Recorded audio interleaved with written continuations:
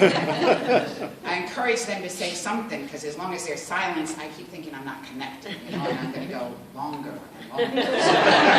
Self-interest. Folks out there, but I'm just arguing that it's hard for those of us who have not been caged to understand the barriers folks face when they return to their communities. I have been going in and out of prison since 1975, and I still get it wrong.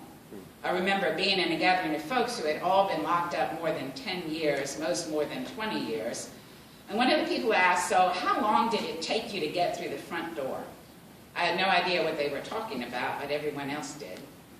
They were talking about the difficulty of re-entering a world that has written you off and consigned you to a permanent undercaste. Man, said one person, it was days. I just kept moving the kitchen chair closer to the front door, and each day just a little closer till finally I was on the front porch. Stayed there a good 3 days before I could talk myself into walking down those steps. Damn, he said, this world is scary and that ain't no lie. The work of Jubilee Housing is urgent, especially this new work with returning citizens. And I want to suggest that Jubilee is inviting us to make at least 3 central, as a preacher, right? 3 points, poem, no poem. At least 3 central and urgently needed shifts in the conversation around those moving from being caged to becoming community.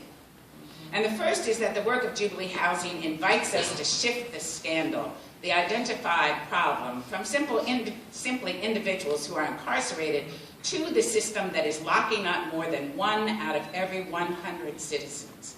The system that incarcerates a higher percentage of black men than South Africa did under apartheid. And this shift is biblical.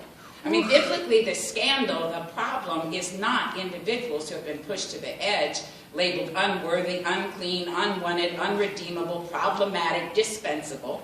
The problem, biblically, is the systems and structures that relentlessly push people toward death. The problem is not simply individuals labeled criminal, convict, felon, but the theologies that distance, dismiss, diminish, faith communities that collaborate with powers to consistently exclude, deny, destroy, making healing and restoration to community virtually impossible. As Walter Wink suggests, we must ask ourselves how we have become kept chaplains of an unjust order, theological justifiers for the way things are. Jubilee Housing invites us to question and to challenge, to confront and dismantle systems and theologies that prevent returning citizens from flourishing, from offering gifts and becoming all God has created them to be. And that requires a second shift, moving from charity to justice. Howard Thurman, professor, pastor, and prophet, organizer, mentor, and author, a man who walked with Gandhi and Dr. King, argued that charity is one of the greatest forms of violence. In charity, we rob people of their identity and vocation so that people become not change agents, but objects. Their identity is someone who lacks, someone who needs something I have, and their vocation is to be grateful to me and to measure up to my standard of worth. But justice reminds us that every human being is made in the image of the divine, that every human being is a child of God whose vocation is to join the divine as a partner in the repair of the universe. Yes. This requires justice and not charity. As Pamela Couture writes, charity makes us feel good about ourselves while allowing us to continue to prop up the very systems that perpetuate the problems we say we are addressing. And that leads us to the third shift. We are invited to move from simply offering programs to develop no-kidding, long-term mutual partnerships with folks in the margins, to listen to learn from, to stand by, and to partner with those who are hardest hit. And the voices, the experiences, the gifts, and the wisdom of those who have been caged must be the decisive voices in defining all that we do. Justice demands partnership with, not doing to or for. Justice means showing up in prisons and jails, not with answers, but with questions. Hungry to learn from folks for whom breaking chains and opening prison doors, folks for whom wrestling with issues like reconciliation or forgiveness, freedom, community, redemption, liberation are not theoretical questions or optional meanderings, but urgent, essential for life. Yes, ma'am. Jubilee Housing reminds us that we are called here and now to be God's contrast community. Not to just talk about this stuff or set up committees, but put flesh on grace.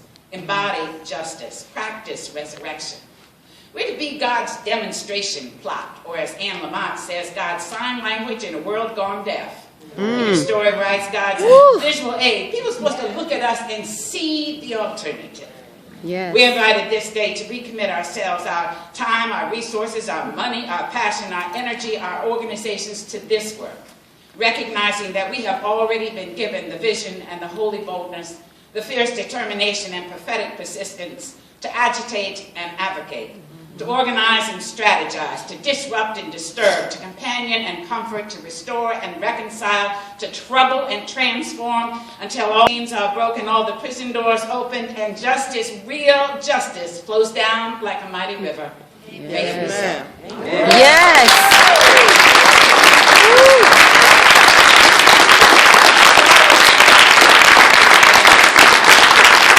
Spirit and passion and withness, the willingness to be with and to create a context that supports and evokes and challenges and nurtures. That woman is Cherie, Lindsay, and she is the director of our reentry housing program.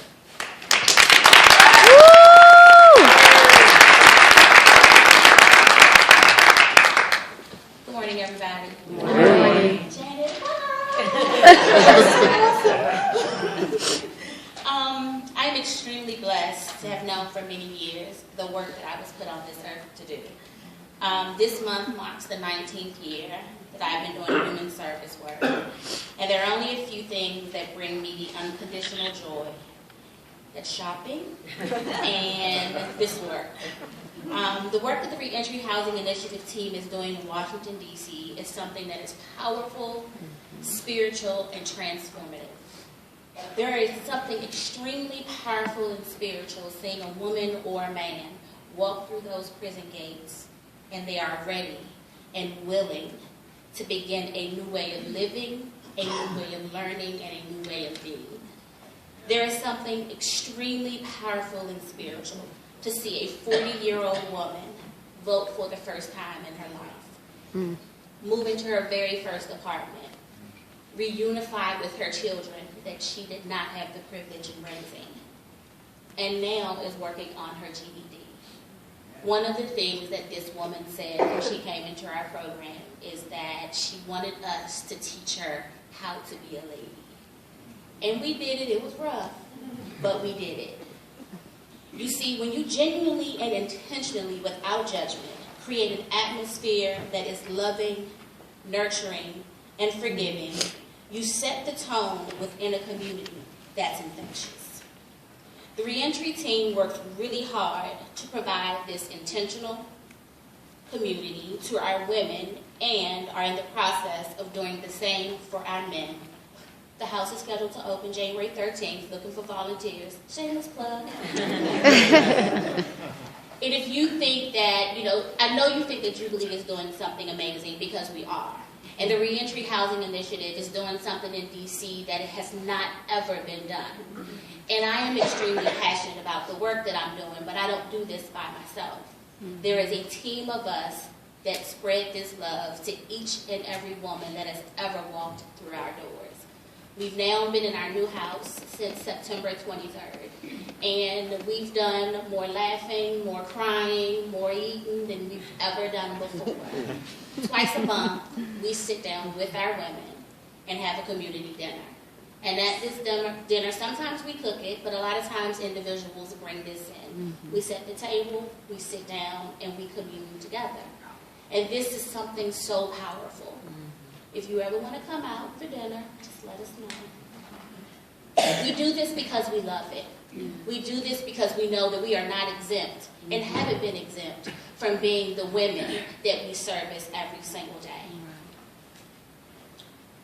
My amazing team, we hold each other accountable, but more importantly, we hold the women accountable. This is not a one-size-fits-all. We know that we have to meet these men and women where they are. So right now, I want to introduce you to my amazing team. I am the Askins, who is the resident facilities coordinator. She makes sure that the house is clean and the toilets are clean.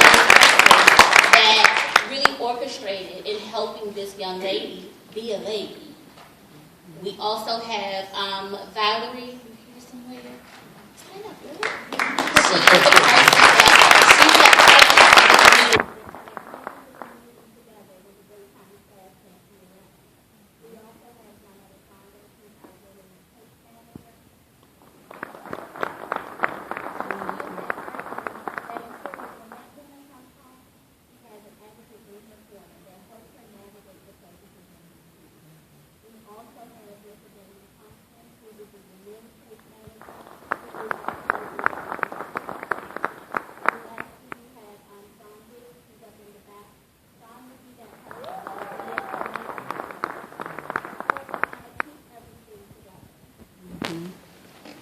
the entire team knew that coming into this work, it's not about being rich in money, but it is about being rich in love.